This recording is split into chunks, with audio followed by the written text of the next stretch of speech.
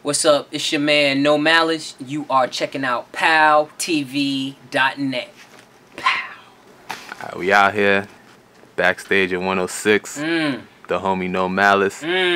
Last time we did an interview was Malice. Now it's No Malice. Yeah, man.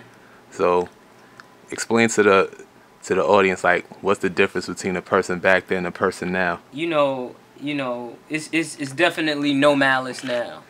And I know it don't roll off the tongue as easy as Malice, but the thing is, I had to get rid of all maliciousness and be who I truly am. You know what I'm saying? Lyrically, same dude. No, actually, No Malice is better than Malice. He's way better than Malice. You know, and still strong lyricism. I feel more creative, you know what I'm saying, in this chapter of my life, and I feel like I just tapped into a untapped zone. You know, it's a playing field that not many, if any, have treaded on in this genre, and so, you know, yeah, it's where I'm at right now. Do you feel like you have to explain to fans most of the time about the change and the personality change and everything? You know, one of the good things about it is I don't have to. It's not me that changed. You know what I'm saying? I didn't do this myself. This is not what I chose to do. This is me witnessing and experiencing life and doing the checks and balances and just being touched by God and opening my eyes to what is true. And I'm just, you know, I'm following after that. No, I don't have to do a lot of explaining because this has been documented for years. Like, if you go back to my first album, you can really see that I always made some kind of reference to my beliefs and my faith. And it is a gradual progression that a lot of my fans, they say, you know, and I don't like calling them fans, you know, I call them fam, but they say they knew I was going in this direction, and I would have to agree with them because I've always been a realist. I've always been one for truth, and I've always been one for absolutes. I'm not too good with stuff that's cool today, not tomorrow, and a whole bunch of changing. You know, I need something that I can count on, and for me, it's definitely the Word of God. Make no mistake. Yeah, I see that now, like in your past albums, like Lord Willing, Hell Hath No Fury, like it'll trip you out. Yeah. If you go back and listen to it, you'll be like, yo, you know, I was on it then. I just wasn't living like it, yeah. You know. But you know, it's definitely a natural or a supernatural progression for that matter, and you know, and I'm still evolving, still changing for the better. I like to think. All right, so you have the album out now. Mm-hmm. You're on the indie route. Right. So, like, explain the advantages of that, between that and having the major label behind you. Well, you know, everything has its pros and cons. First, for me, I want to say that this whole rap thing, I just did it because I felt like it. You know what I'm saying? There was a time I wasn't even sure if I was going to be rapping anymore. Personally, I feel that the indie route is the only way to go, especially in my situation where I have been on majors for years, and now with that notoriety and the fan base, you know, I can definitely do everything myself, and I enjoy it. I enjoy the music I put out. I enjoy the creativity. What I enjoy the most is the leisure. Everything I do when and if I feel like it, and that's what I love about it. All right, so you know, still have I think it's important. You know, reading. I wasn't too huge of a fan of reading, but I still read. But now reading it's my pastime. It's my hobby. Like, I read every day, books and books and books. That's pretty much all I do. I love to read. I love to get information. I love to get insight, and you know, it just broadens the horizon. I wrote my book, Wretched, Pitiful, Poor, Blind, and Naked. Got a lot of great feedback from the book, and you know, it's not solely about music. Like, music is my platform, but it's just so many different things that can be done in order to educate, to enlighten, to teach. And I think that's what we here for. Like, you know, I think music, when you listen to music, you should be able to walk away with something that's going to better you.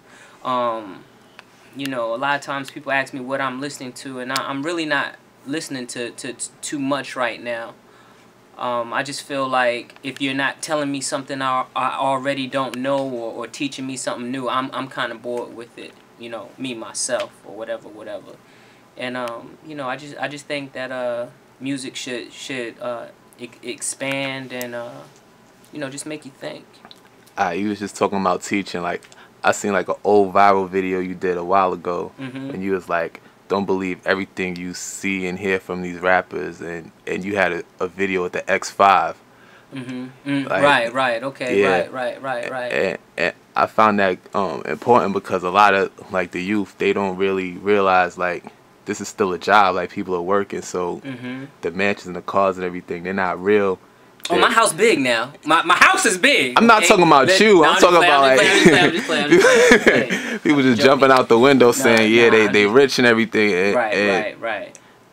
And people might get the wrong impression from that. Like, what made you do that, and the other stuff you're doing in your lyrics when you're like don't really believe everything you see? Like, well, I just feel it's not so much I'm saying don't believe everything you see. It's like let's take it for what it's worth. I know Clipse music. I know it's gonna sound funny me saying this, but I feel like we're one of the realest groups, one of the realest true to life groups. Our music is nonfiction. My son says it's hip hop you can count on, you know. But you know, not everybody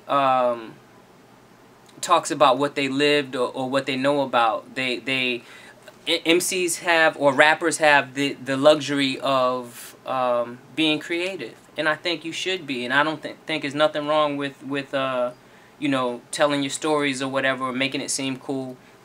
I think the thing is, any kid that's listening to it and trying to pattern himself after what he or she is hearing, I think that's where we go wrong. You know what I'm saying? I think you should be able to enjoy music and be entertained by music, but let's think for ourselves for a moment. You know what I'm saying? Let's not, and that's not to cast any shade on any MCs, and that's really a responsibility of the listener, in my opinion. all right, so there was an announcement with Coachella that Outkast is coming back to do a reunion concert there. And then all I was thinking was, when are we gonna get this Clipse reunion, this Clipse concert, this Clipse something, anything? Like, anything. Can you drop any clues? Anything? You know, my brother and I, we are taking two different approaches to music. I'm very proud of the Clipse catalog, and you know, I really enjoyed that music, but most of all, it's made me who I am today. You know, that's not the kind of music that I'm doing. And I still hold out hope for a Clipse reunion. You know, I really believe that we will be able to do it. But any music that I make is totally 100% going to glorify God. Like, that's what I do. That's what I'm about. And you know, and I'm still, like I said, I'm still holding out hope that can happen. All right, cool. So, is there anything else you want to talk about? Anything else you want to say to the fam? Yeah. I want to say to the fam that, you know, I appreciate all the hits on Twitter. Hit me up on Twitter, No Malice 757, Instagram and all that other stuff. No Malice 757, and you know, y'all encourage me, you know, to hit me up and just to let me know that it's you know, you got my back, and you really support, you know, this direction, you know. I think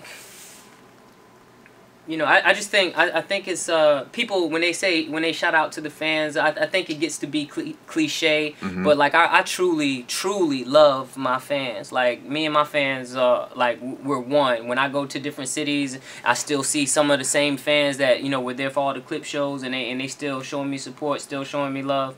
Like, yo, my fans mean everything to me, and they even help give me the strength to continue on doing what I'm doing. So like I really appreciate my fans.